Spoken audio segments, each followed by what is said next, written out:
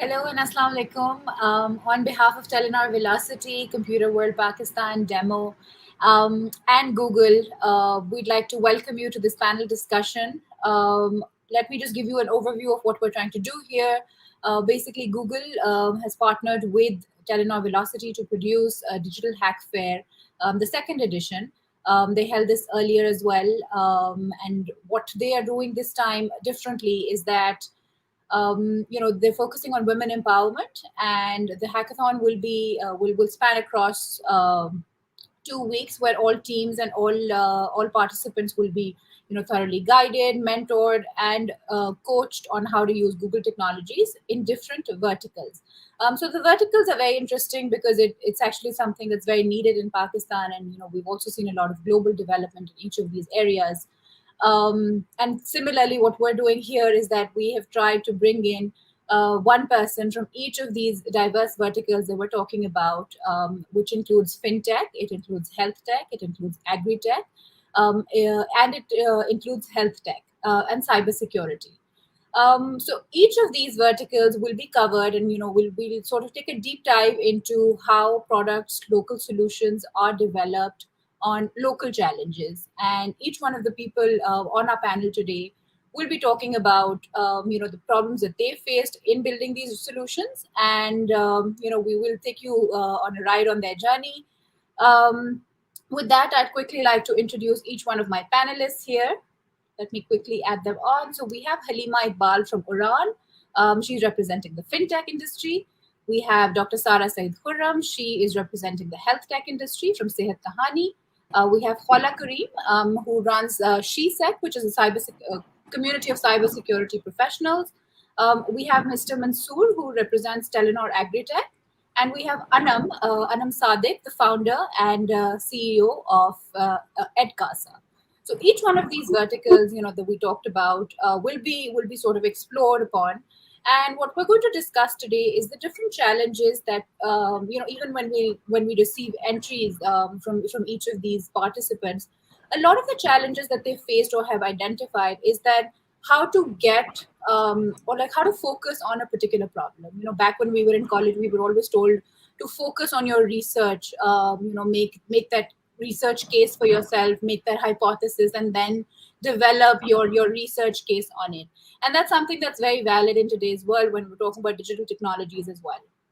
So that's how what we're going to do is I'm going to quickly give the floor to each one of my participants, each one of my panelists today. And Halima, if we can start with you, just quickly have a brief intro from each one of you before we move on to the main question. Hi, thank you so much for having me on this panel. Super excited to be here and sharing this with my fellow entrepreneurs. I am Halima. I am the CEO and founder of Uran. Uran is Pakistan's first women-focused financial technology platform. Thank you, Sarah. Can we hear from you? Hi, everyone. It's a pleasure to be here. Thank you, Aksa, for inviting me. I'm very happy to represent the digital health industry. I'm Sara. I run Sehat Kahani, which is a telemedicine company that connects female doctors to patients all across Pakistan using an chat, audio, and video-based telemedicine solution. Thank you. Over to you, Khala. Assalamualaikum. Thank you, Akshay, for having us. Basically, my name is Khala Kareem. I'm running SheSec Pakistan. SheSec Pakistan is the first community founded by ladies in Pakistan who are trying to empower women in cybersecurity. So there's a huge gap, gender gap in cybersecurity with women there. So SheSec Pakistan is basically empowering women in cybersecurity. Thank you. Thank you. Thank you. Over to you, Mansoor sir. Ji, Assalamu alaikum. Thank you for inviting me. Happy to be a part of this very vibrant conversation, hopefully. The name is Mansoor. I look after one of the product verticals within the digital division in Telenor. So I try to manage the agri-tech portfolio, which is a part of the rural sort of segment offering for Telenor, because with bulk of the subscriber base for Telenor being from the rural areas, we have agri-tech as a standalone vertical where we look at bridging the sort of fulfilling the needs of the farmers who are then also our customers. So looking forward to the discussion. Thanks. Thank you. Thank you. Over to you, Anam.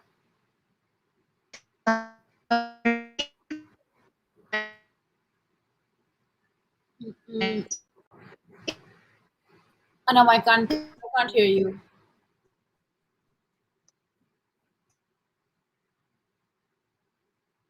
So I'll just jump in instead, and I'll tell you all that Anam is the co-founder of EdCasa, an edtech platform based out of Pakistan. I can't hear you at all.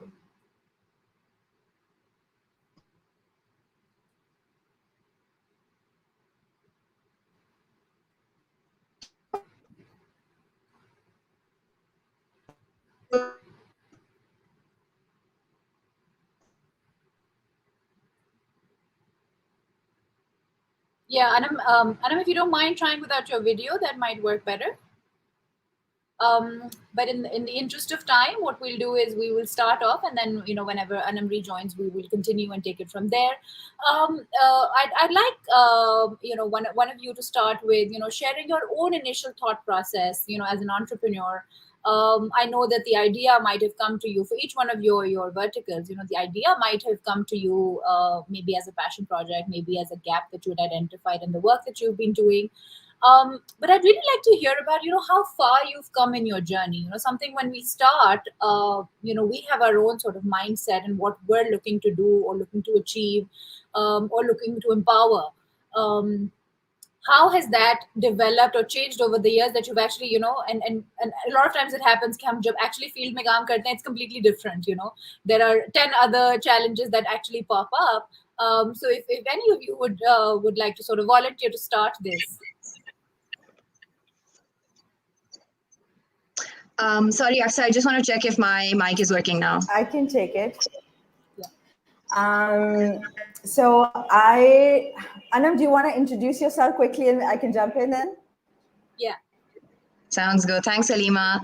Hi, everybody. Assalamu alaikum to all the panelists and the audience. Thanks, Aksa, for having us. It's amazing to see all these women come together, transforming their own sectors. My name is Anam. I'm the Chief Education Officer and co-founder of EdCasa. I describe myself as a very optimistic educator, and I believe that education can really bridge the gap between the world that we have and the world that we want. So that's it for me, and over to you, Halima. Thanks, Thank you, Anam. So I was, for me, when I first moved back to Pakistan, my background is in banking.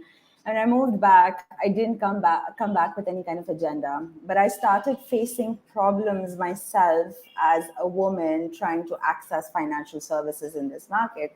So much so that it took me about 3.5 months to just open up a basic bank account, right? Which actually led me to start researching as to what is happening in the market. And if there is such a big disparity, how are large majority of the population banking and accessing financial services? It started out with really understanding the problem and the magnitude of the problem, and then went on to work very, very closely with people on ground. So it was still on research phase, understanding the customer, understanding their personas, and also segmenting it, because the market is so large in Pakistan, the problem is so big, especially when it comes to finance. We started figuring out what is that audience we want to cater to begin with. And as you start understanding and listening to the customer, you actually start figuring out what is that solution you want to be able to build. But one thing that was very, very clear, and it still holds true at Uran, we're fixated to the problem we want to solve for, and solution keeps on evolving around it and started getting matured as the journey goes by. But there's no one set ideology. We're going to solve it this way only, and this no matter what happens. It's always about working with the customer, understanding their problems, and then being able to find a business opportunity within that. So that's been our journey, and that's how we constantly keep evolving as well. So Sarah, we'd love to hear from you. I know that, of course, because you're a doctor, I would say for sure that you haven't taken the traditional path. And, we've seen you through your journey, but we'd love to hear about, how it's been for you. And I think you started with tackling one little problem. And I think you opened that Pandora's box and, you've been trying to cater to all those issues, the challenges that we face in the health industry.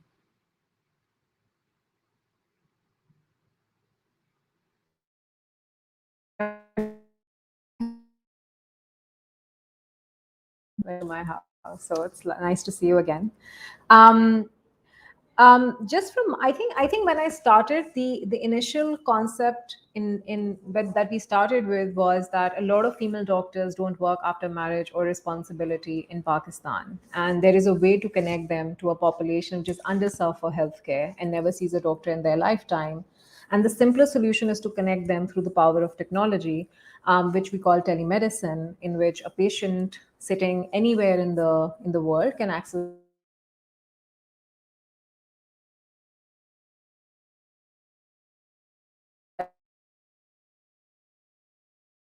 it also surpasses the issues of accessibility, the issues of affordability for patients. When we started with an idea to do this in low-income communities, so we started upgrading nurses' clinics in low-income communities and placed our software there. So when a patient came, they get connected to an online doctor through a nurse. Um, it was very nice we were building these clinics, but we realized that if we have to become a sustainable company, we have to have a high revenue vertical as well.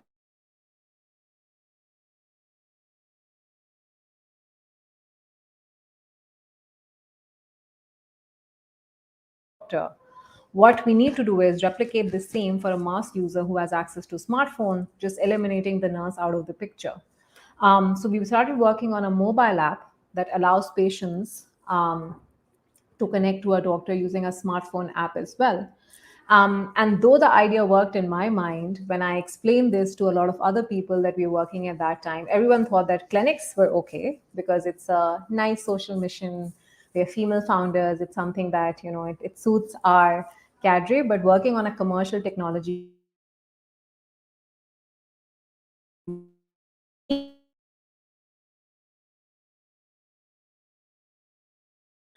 based solution as well, because we knew that a mass market also needed access to doctors. So today, our company is divided into two verticals. We have clinics for low income communities that we run with pride, but we'll also have a very robust application that allows patients to connect to users using a smartphone, and corporates use it, retail users use it. So I think if I had to speak about my journey, I think it's just innovating yourself and evolving yourself and testing your limits as a founder, believing in the end purpose. So our end purpose was connecting patients,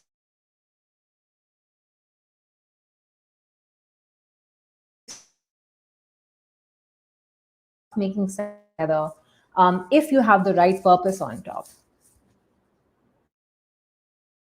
So I'll take this to Anam. Anam, we've seen a lot of people now working or venturing into tech ed, especially given that in the last 1.5 year, all of it has completely revolutionized. I think, and globally, and it's not just in Pakistan but world over. We've seen that change. But what you guys have started building was way before the pandemic, I believe.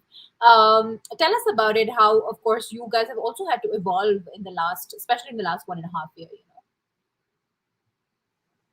Absolutely. Like the founders, talking about commitment to the need and the user, what they want to see. That's what Edcasa's journey has been as well.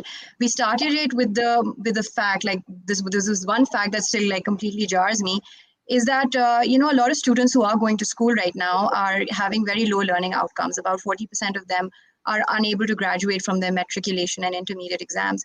And already, it's a very few percentage of people who are actually getting to that point. About 22, 23 million students are out of school. So, I mean, with the knowledge-based economy, it's a real problem now for Pakistan's skill set to be so low.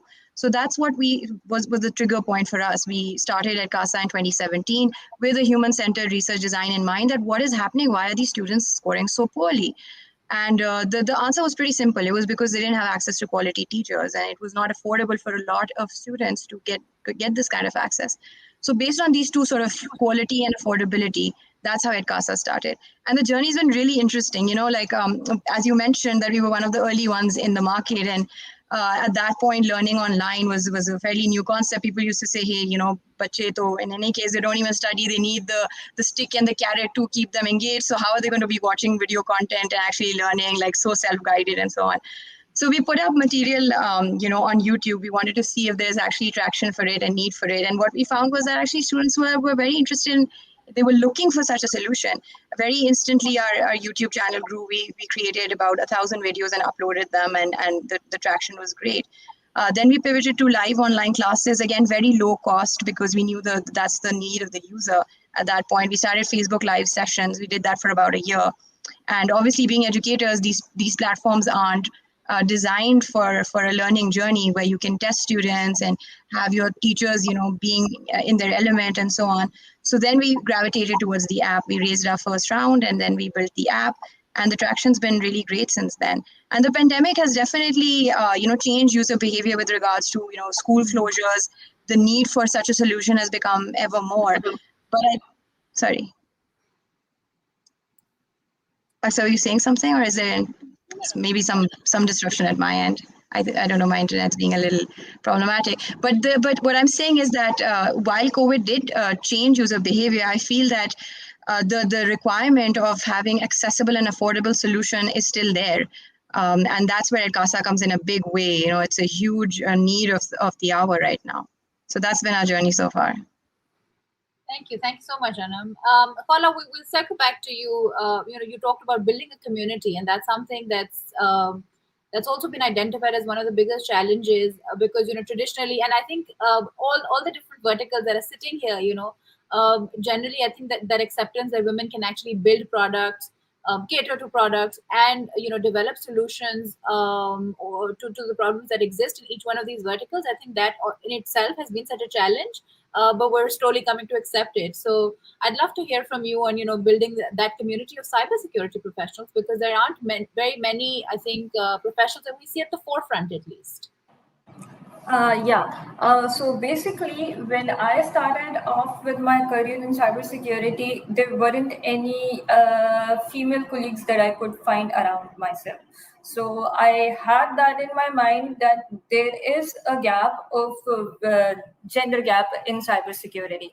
Then with the growing years, there came an international event where it was highlighted that the event didn't have much women in the panel, and there weren't any inclusion in that scenario. So that's where it clicked me and my co-founder Ifran Man. We decided to build, because we were a few women that we all were connected, but then we wanted to have some centralized point or centralized community where women who are trying to get into cybersecurity, or women who want to perform or who want to participate, should have a platform to do so.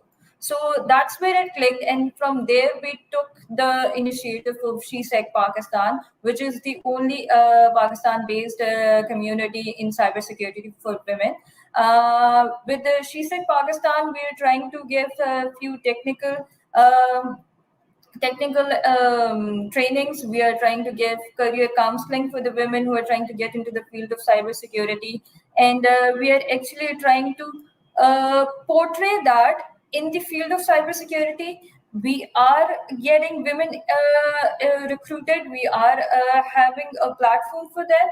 Other than this, the women are not only limited to other aspects of technical parts, as in technology. It is actually considered that women are making only 20% of the society of technical industry. So yeah, that's what we are trying to work on, getting women into the field, getting women into the getting women accepted actually into the field. That's what we are working on. Wonderful. I think that resonates with each one of us on different levels. Mansoor Sahab, I'd love to hear from you on, technology has definitely enabled all of us to to expand that horizon. And just Khala ne bhi baat ki, and by the way, sorry, there's also been a request that we should try and keep this bilingual, so I'm going to try and keep shifting. I'd love to hear from you on how technology has enabled that empowerment. When we're talking about more and more inclusion, when we're talking about building these products and solutions with getting more women on board. I'd love to hear from you on some of the initiatives that even Telenor has taken in terms of agri-tech and technology कैसे obviously उस चीज को enable कर रहा है. Right. So thank you, Aksa. Very, very happy to hear from the ladies in terms of what they've initiated, what they've been able to achieve.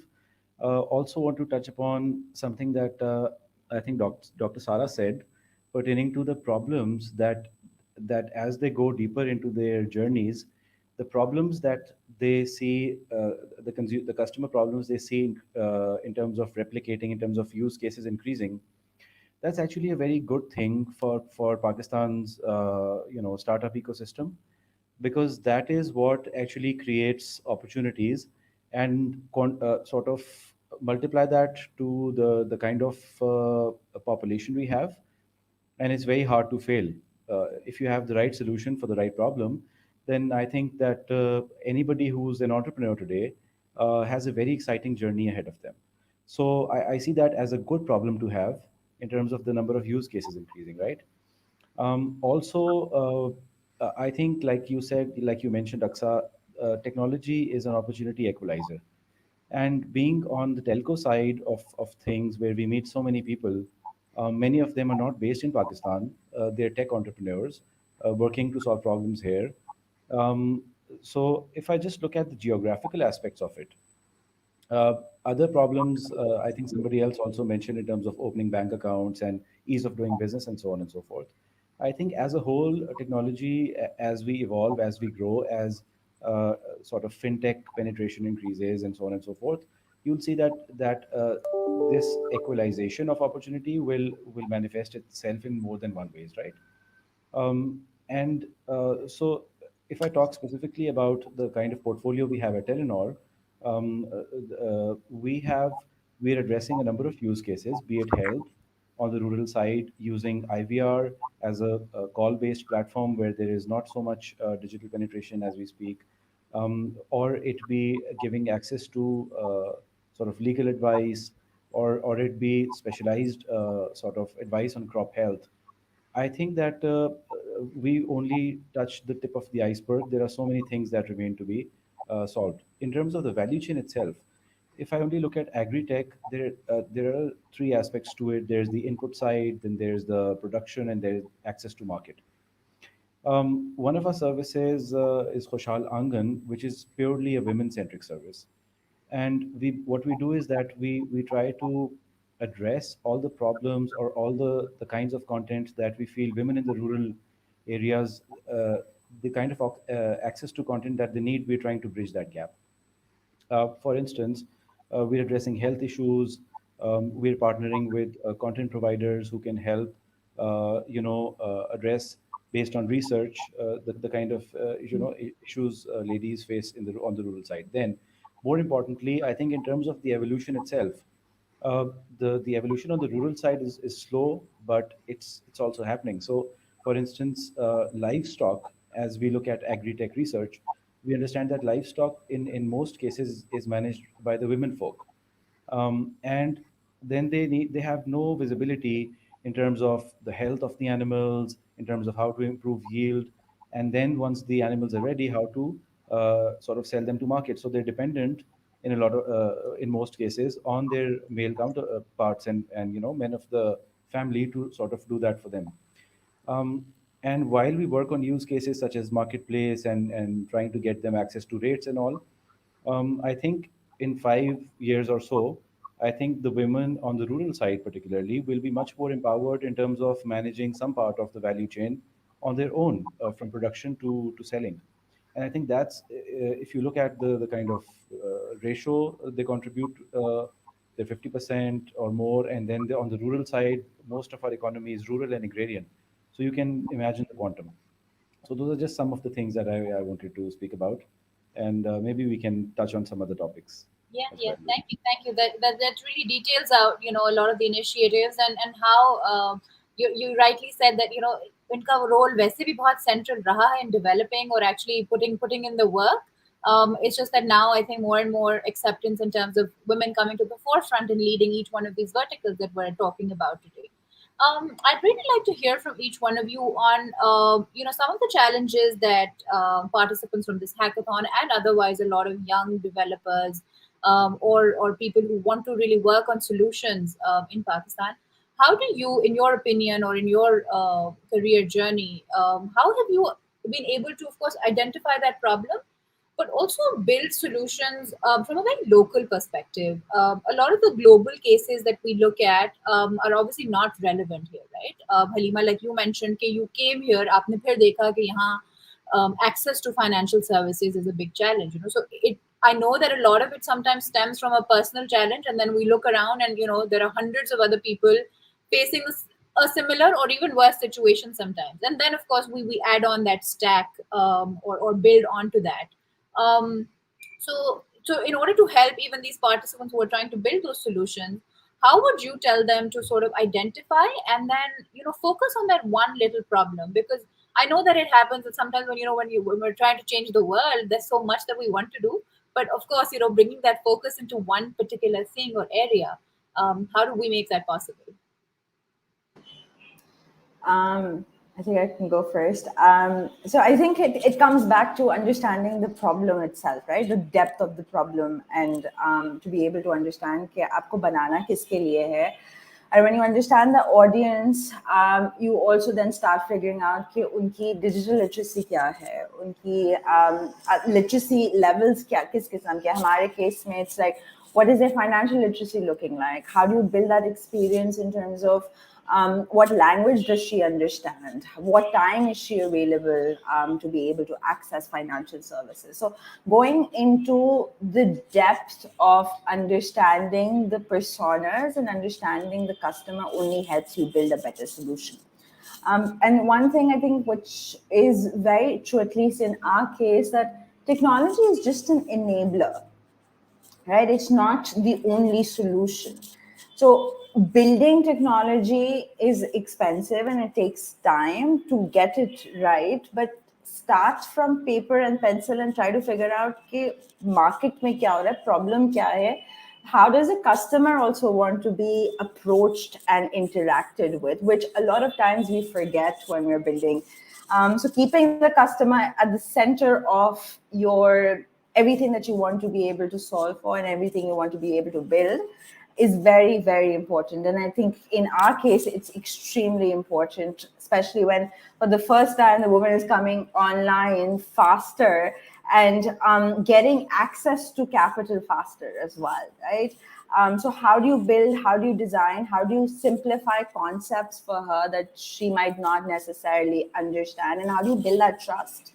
How do you allow her to come into the financial space, which is predominantly, or those transactions that are predominantly done by her male counterpart? How are you allowing her to take that control over her financial life and continue building that community around her? So I think that's been extremely important in our case. And I think that resonates with what Anam was also trying to say, that even though the pandemic has probably helped them in telling people that it is possible to to get educate like the best of education or educational tools available online. But the fact is that just keeping in touch with your customers or the end point. And Mansoor Saab also said end point, हमें end में ये देखना है कि किसको फायदा हो रहा है. I can build a great product and I can have get a $1 billion valuation, but then what is the utility or the service or the benefit that I'm providing to a larger group? So Sarah and Anam, we'd love to hear from you both on this, because it's also solutions that you are providing in different fields that of course talk about what Halima has already mentioned. So Sarah, we can start with you. Yeah. I think I'll second what Halima said, that understanding the customer is very important. Something that we learned along the way was कि it's very important to test the product. हम कभी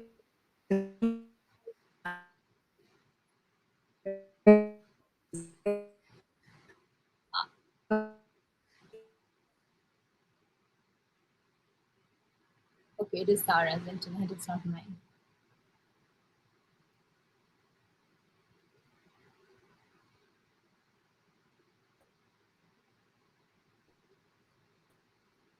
And we'll give it to you, and I think on Sarah, maybe she can plug back in. Sure, Aksa. It's a really interesting question you asked, and I think it's a very important one for an entrepreneur to wrap their head around before they get into this journey. So first you said, K, how do you sort of shortlist or prioritize what issue you want to work on? And the second is, how do you come around devising a solution for it? Both are like extremely big challenges, that you have to figure out before you get into this space, because entrepreneurship is not easy. It sounds really nice and attractive from the outside, but it is a very tough journey, one that you have to be extremely resilient for.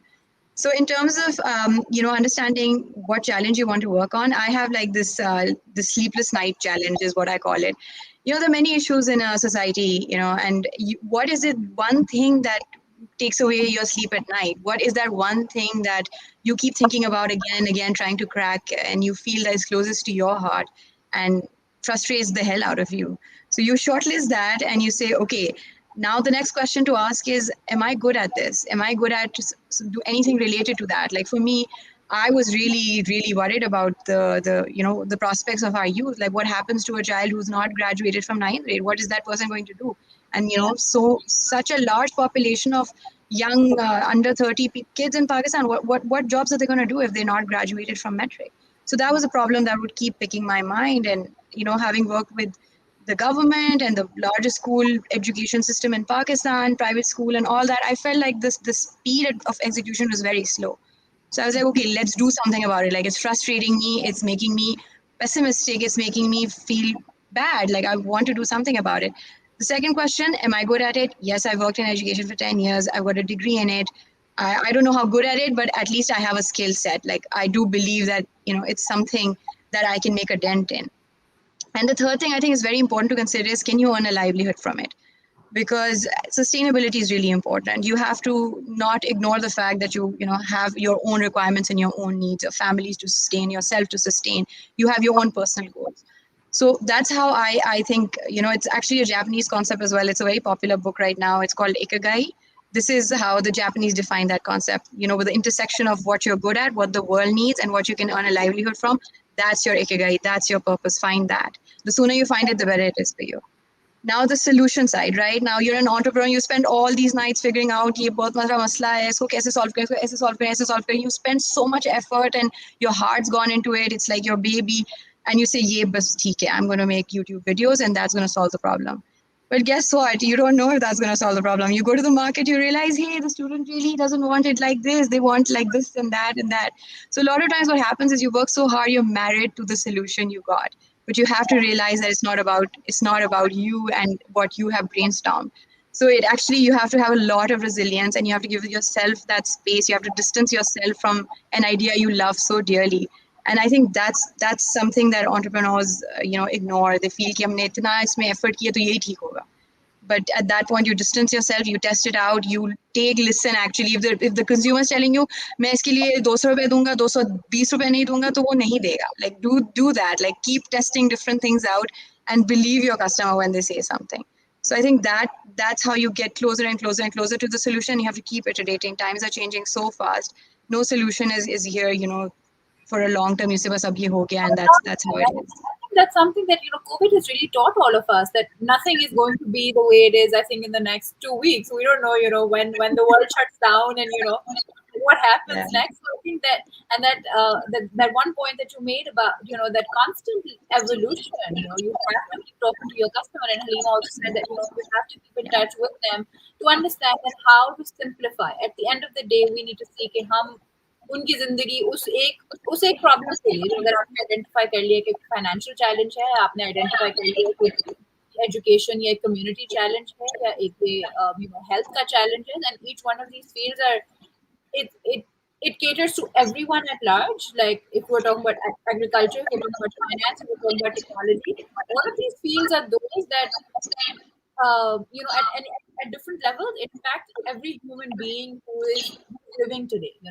Financial जो है वो every social strata will be affected by how financial products are developed, and the way you said that each one of them have to be broken down and simplified for them. And Fala, with this, I'd like to hear comments from you on how you've developed that community, and you've also जैसे आपने कहा कि आपके दिमाग में तो ये था ना कि you don't have a community, or you don't have enough people to sort of build that community, like working relationship with, because there aren't enough women. But how has that evolved for you, if at all? Basically, I would second Anam on this. Taking a feedback from the society or taking feedback from your audience helps you evolve what you're working on a lot. So we kind of started out as a Discord community. We kind of started out as a LinkedIn community, and then people kept telling us, go on this platform, moved to this platform, move to this platform, where people who are actually part of InfoSec, we can find people there, or people who are trying to get into InfoSec, we can find people there. So that's how we started out. We tried going out in different places. We tried marketing this, that we actually now have a platform. So if you want to be part of it, or if you want to show your skills or demonstrate your skills, you can come and you can coordinate with us, and we'll be happy to host you and everything. So that's how we started off. We started taking people's feedback. We started listening to people who were part of the industry for long. They were our male mentors, definitely. So the idea of the biggest challenge that we faced was being accepted, because we were all so young and we were all just so new in the industry, and the fact that we had to be accepted to be recognized, and after we are recognized, only then people are going to trust us and get into the community and learn from us. So our main focus was just that, to be accepted, and for that we have to evolve our methods for it. So that's how we did it. Thank you so much, Sarah. We will take it back to you. Yeah, I hope I'm audible now. Is it better? Yeah, it's perfect. Okay. So I think I just want to second what the other guests were saying, that it's important to talk to your customer. I'll give you a very small example in our case. हमने जब अपने clinics में अपना solution लगाया था, तो एक बड़े मजे की चीज़ हमने देखी कि जब patients आते थे, the best thing they liked was कि जब वो कंप्यूटर के सामने बैठते हैं और एकदम से उनको डॉक्टर मिल जाता है. अब एक ऐसा बंदा जिसको बहुत ट्रैवल करके डॉक्टर के पास जाना पड़ता है, या किसी को 2-3 बसें बदल के डॉक्टर के पास जाना पड़ता है, उसके लिए डॉक्टर के सामने जाके बैठ जाना एक बहुत बड़ी चीज़ थी. जब हमने अपनी ऐप बनाई तो हमने इस चीज़ को रेप्लिकेट किया. तो हमने अपनी ऐप इस तरीके से बनाई कि जब आप हमारी ऐप पे आते हैं तो दूसरी स्क्रीन के ऊपर 60 सेकंड्स के अंदर आपको डॉक्टर मिल जाता है. So you click a button and within 60 seconds you get connected to a doctor. हम जब भी अपने पेशेंट से फीडबैक लेते हैं, जो एक चीज़ वो सबसे ज़्यादा हाईली रिकमेंड करते हैं वो ये कि हमें वो जो 60 सेकंड के अंदर डॉक्टर मिलता है वो हमें बहुत अच्छा लगता है. एक दूसरी चीज़ जो हमने की, जब हम एक नए वर्टिकल में एंटर कर रहे थे, जो हमारा ऐप का वर्टिकल है, तो हमने, क्योंकि हमें नहीं पता था कि लोग किस तरह रिएक्ट करेंगे इसके ऊपर, सो हमने ये सोचा कि हम हर पेशेंट से जो हमारी ऐप पे कॉल करेगा उससे हम फीडबैक लेंगे. तो जो भी यूज़र हमारी ऐप पे आता था, इनिशियली हम हर किसी को कॉल बैक करके उससे फीडबैक लेते थे. और वो जो 3 से 6 महीने की एक्सरसाइज हमने की शुरू में, वो हमें बहुत बेनिफिशियल हुई, क्योंकि उससे हमें पता लगा कि कस्टमर्स को क्या चीज़ पसंद आ रही है, क्या चीज़ नहीं पसंद आ रही है. अब हम हर पेशेंट से नहीं लेते, अब पेशेंट्स बहुत बढ़ गए हैं तो हम 30-40% से करते हैं. But just knowing what your customer is thinking there and then was very very important to us, and that really shaped the application.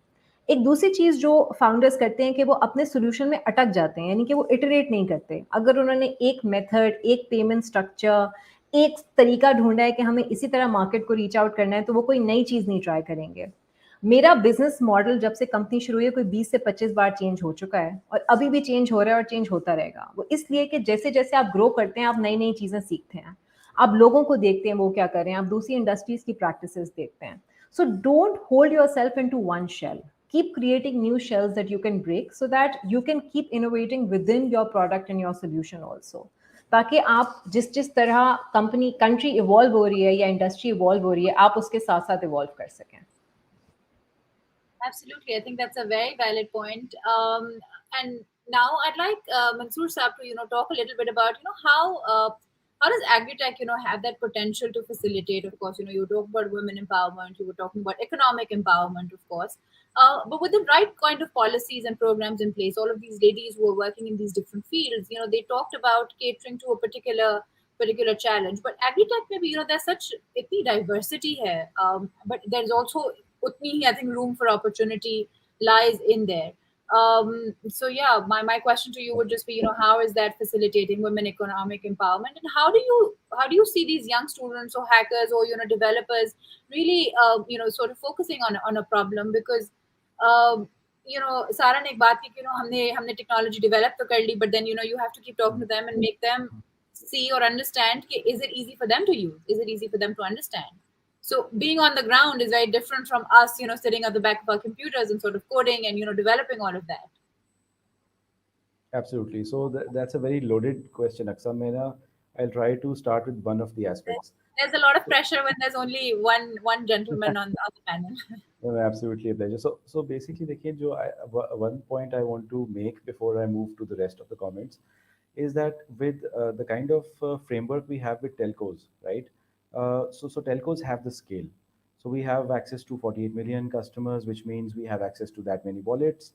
And any startup that wants to sort of come up with a solution for the masses, they have that ability to go into a subscription model and tap into that base.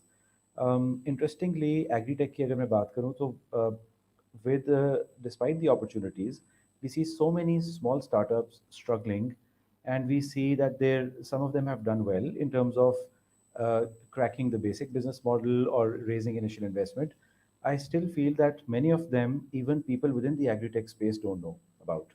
तो I think एक चीज़ जो कि सबको explore करनी चाहिए वो है कि फिनटेक या मोबाइल वॉलेट्स या टेलकोस के साथ पार्टनर करके you can solve that problem of going to market.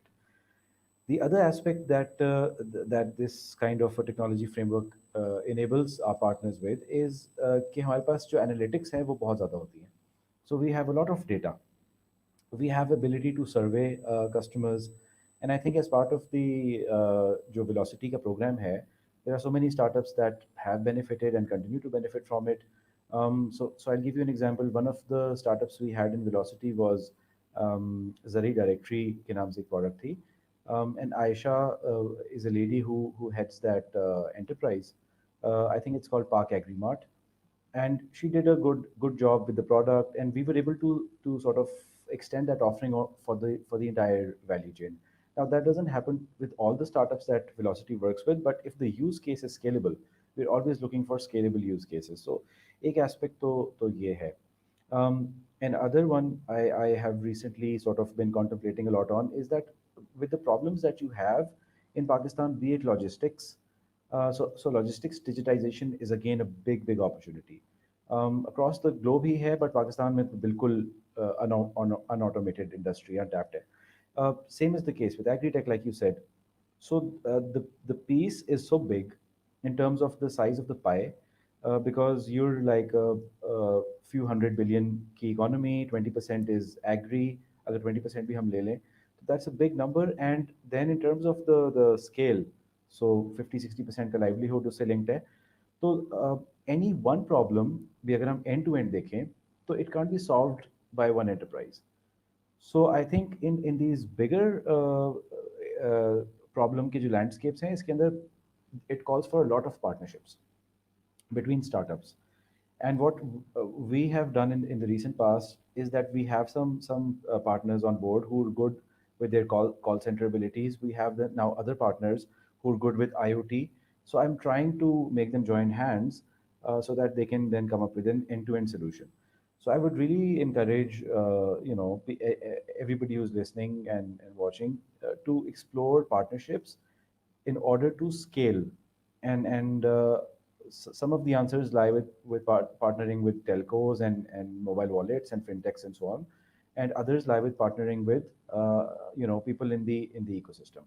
And also that we see here is very heartening. So many ladies doing great stuff, but the kind of people being on the other side of the table, the people we meet on a very frequent basis, I still think that the number needs to go up. and there's so much that can be done in terms of helping people who want to do good things, but don't have that kind of opportunity. Yeah, yeah, absolutely. Um, that also brings me to my next question on, for each one of you, what is it that you see in the tech industry landscape today? And what does it mean to you personally? And I love asking entrepreneurs this question, because it always gets me some really interesting answers. That, how has, when you probably entered this field, and as Anam said, entrepreneurship is not for everyone. It's really not for. It gives you sleepless nights, and it gives you a lot more than what's glorified, I think, in the media and otherwise. So what are you seeing right now, and what does it mean to you personally? Can I And can yeah. yeah, yeah, sure. Yeah. I think I'm seeing a lot of hope for the entrepreneurial ecosystem. When I started. I think I'm the older of these entrepreneurs, older lot. So at that time, we didn't have an ecosystem in place. We truly didn't have enough people to talk about entrepreneurship, but now we do. We have a lot of interest from international audiences, be it investors, be it funders. We also see a lot of entrepreneurs changing things for the better around us. So when 5 years back we didn't see any Bikea riding people from one place to another. We didn't see Kareem. We didn't see small food delivery companies coming up. We didn't see someone like Airlift delivering our groceries. So I think all these examples tell us that entrepreneurs are solving a big problem one by one. And it is about time that they're coming to difficult industries as well, such as agri-tech, such as health tech, such as fintech. They're all attracting a lot of audience now. So I'm very hopeful, and I think this is a great time to be in that ecosystem and evolve yourself also. So I'm hugely optimistic about it. That's very good to hear. So Anam, Halima, Kala, I'd love to hear from you also on where do you see this going, of course, and what does it mean to you personally? I'll echo what Sarah said. It's a great time to be part of this ecosystem. I think we've been able to build a community around this tech ecosystem, and it's very, very exciting to see the kind of challenge that is coming up, and taking those risks to be able to solve like super difficult problems, right? We're seeing quite a lot of investments coming into the ecosystem as well. We're seeing some really great, even the ecosystem in terms of just human capital, right? Like we're seeing that shift happen. People are willing to come and work for startups. They're willing to take those kinds of risks. So it's an exciting time to be part of it. I couldn't agree more with what Halima and Dr. Sara said. I think we're lucky, the kind of attention that Pakistan is getting and the kind of good work that's coming out. It's not, it is a huge market and there's a lot of young energy being put in it. There are two, three, I feel, my wish list for how the ecosystem should develop, I think with regards to especially women as role models. Mansoor Saab also alluded to this, that they're few and far out. And I think that it's really important to have that because, the challenges you face, if you have somebody who's already faced them and you can speak with them about these things, then it can really help uplift you out of it. And there are a lot of cultural context to this as well. I'd like to just share a short story. That's something very close to my heart, something very small, but I feel like has a much more layering to it. So I was attending a conference in the US and I was crossing immigration in Pakistan and Karachi airport. And, as per security protocol, they asked me who I was, what my occupation was, where I was headed to. So I told them I'm attending this conference and, I have my own technology company and we do online education. So he said, hold on. So you were a teacher. So I said, yes, I'm very proud to be a teacher, but I'm also a technology owner. And the guy literally had to take two steps back and wanted to do more research that what I'm saying is actually legit and how can, a young person have their own technology company. And it just wasn't, the stereotype images weren't really fitting in. And then I was like, yes, I'm just in education and that's it. And when I see Halima and Hola, and they're dealing with all of these sectors that are traditionally been very dominated by males, and now that ITCASA is evolving more and more towards technology, I find it really hard even to recruit women. I mean, there are not enough women who are in these spaces, who are back-end developers and so on. And that's what I wish for the ecosystem moving forward. We need more representation. It's a much more comfortable environment if there is diversity of gender, and the responsibility falls less on you as just the only woman in the office.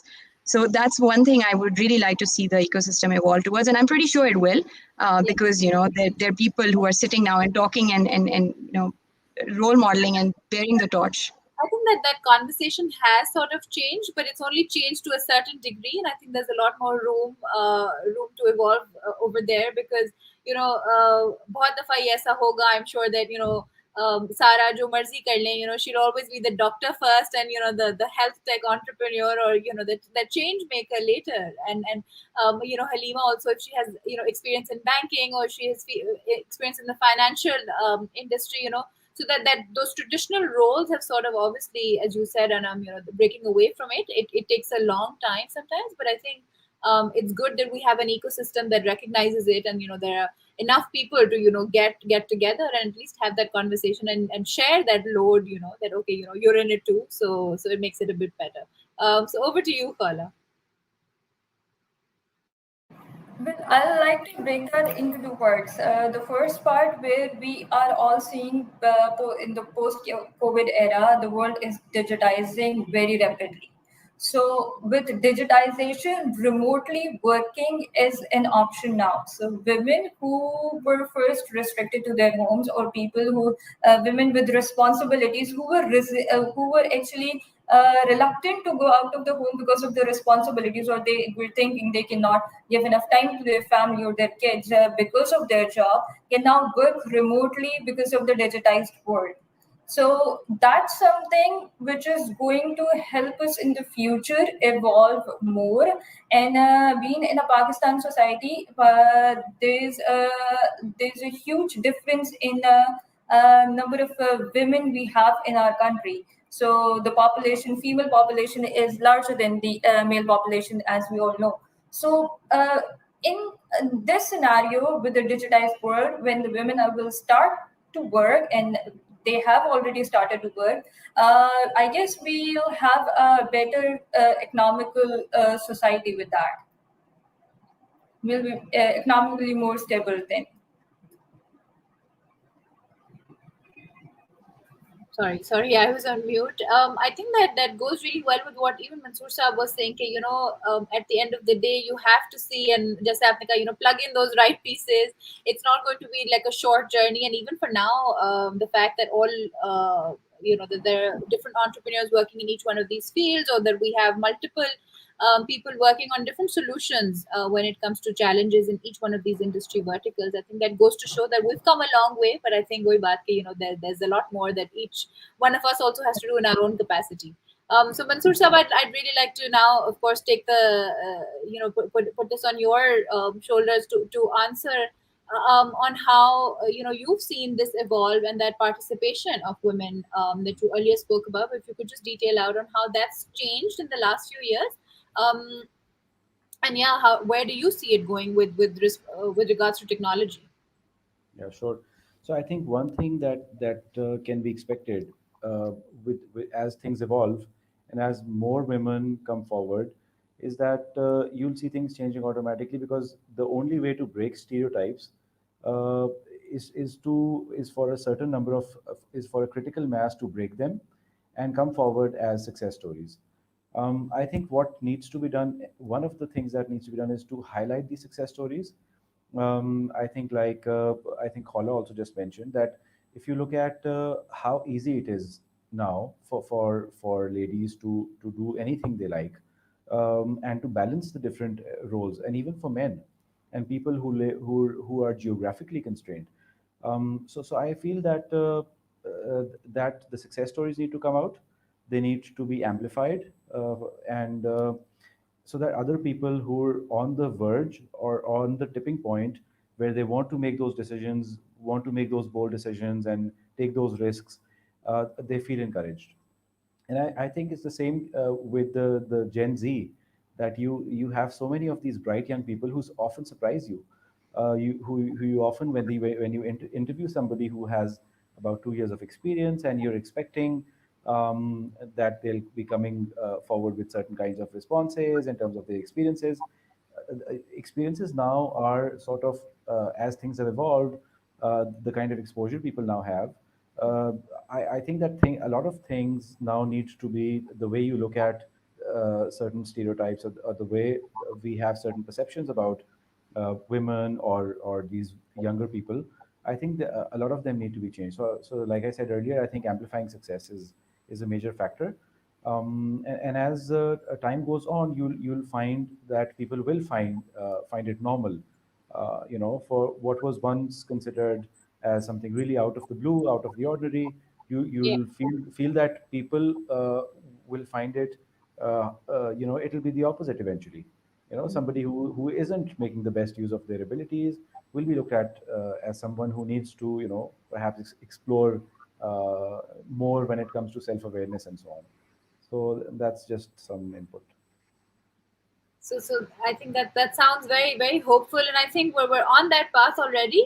And a lot of these programs, a lot of what even Telenor Velocity and these guys are doing with the hackathon is trying to really focus on building that sense of community and getting people together to really code and think and hack into real solutions built by real people.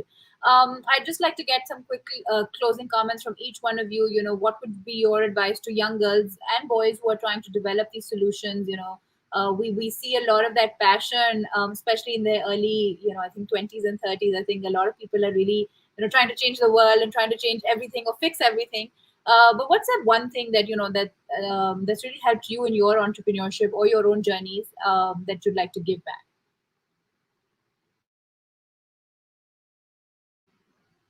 Shalima, we I can start think, with you. yeah.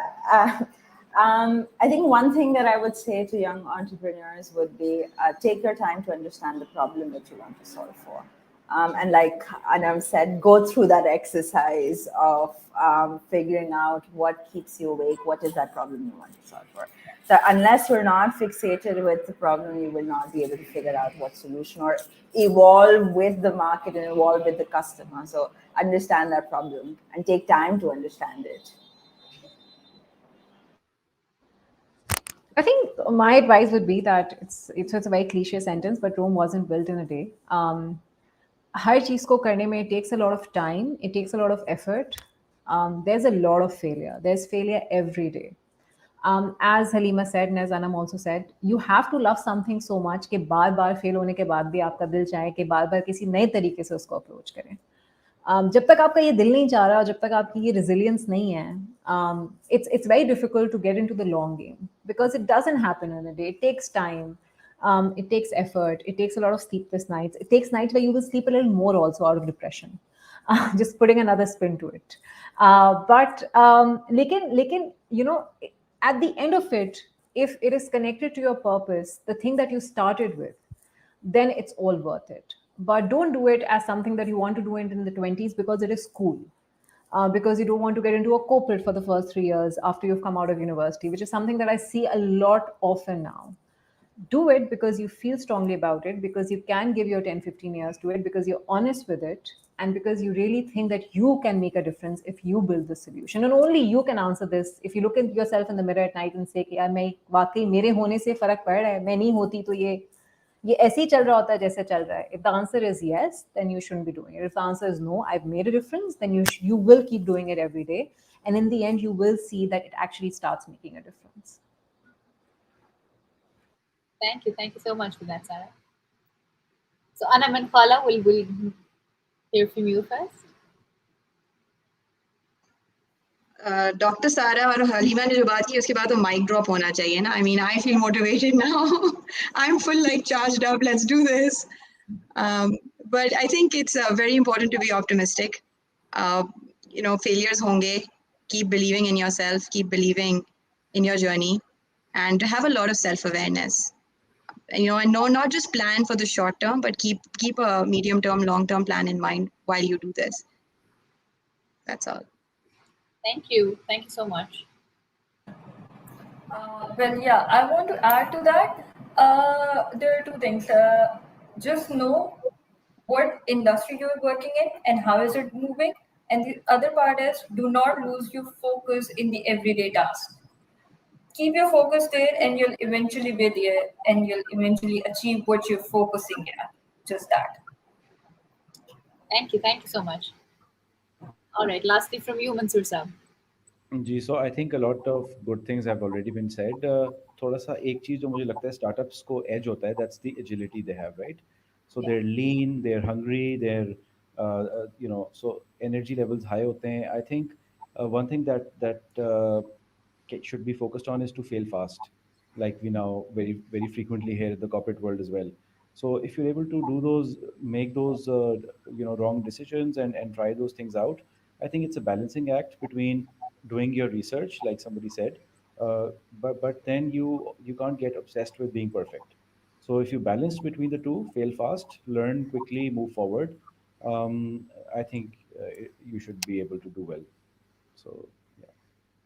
Absolutely. I think I couldn't have summed it up better. But I'd just like to quickly thank all my panelists for today. I think it's been very insightful, and I hope that all participants who are sending in their entries get some clarity on how people have successfully built. Even though it hasn't been easy for any one of them in any of their fields, but if they can do it, so can you. And all of them I know in a way, in, I think, a personal capacity also are very willing to share that knowledge. And I think that's been something which is very new. I've been in the industry for 10 plus years, and I've seen that change where people are more and more open about sharing their actual challenges instead of just being, okay, I'm not going to tell you because, what if you figure it out before me, or what if you like do it better than me? What you have is very unique to who you are, and what you're trying to do. So I think that's something that I'd like to, take. I'd like you to take that message home. Very quickly, I'd just like to say that applications for the Telenor Velocity Google hackathon are open till the 2nd of October. They're accepting applications in each one of these industries, including fintech, edtech, cybersecurity, agri-tech, and health tech. With that, thank you very much for having us today, to Telenor Velocity and Google, and thank you to all our panelists for taking out the time. With this, we'll close, inshallah. Thank you. Thank you very much. Pleasure to be here. Take care. Thank you, Bye-bye. Aksa.